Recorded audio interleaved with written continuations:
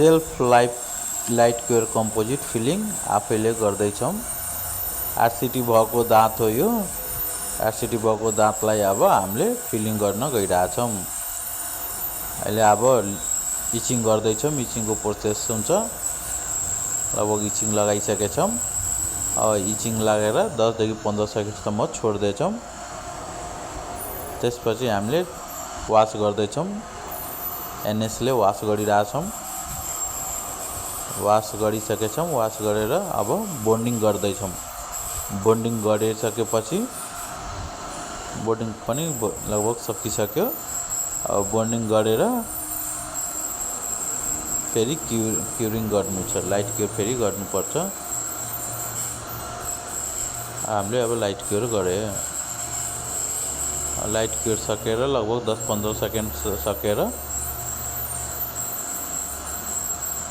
त्यसपछि हामीले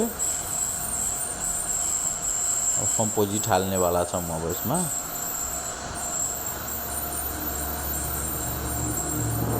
ल अब कम्पोजिट हाल्न गइरहेछौँ।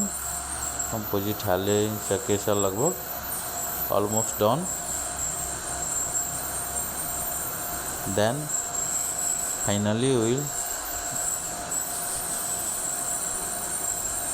लाइट क्योर फेरि गर्नुपर्ने छ। कम्पोजिट सकिसक्यो। अब लाइट क्योर फाइनल एकचोटि लाइट क्योर गर्नुपर्ने छ। अब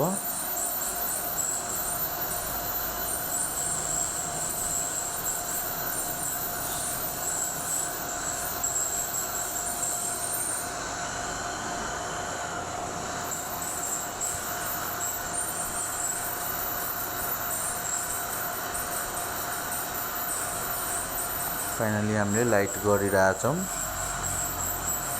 लाइट क्योर पनि अब 10 देखि 15 सेकेन्ड 20 सेकेन्डसम्म राख्ने गरिरहेछौँ। अलमोस्ट डन भइसक्यो।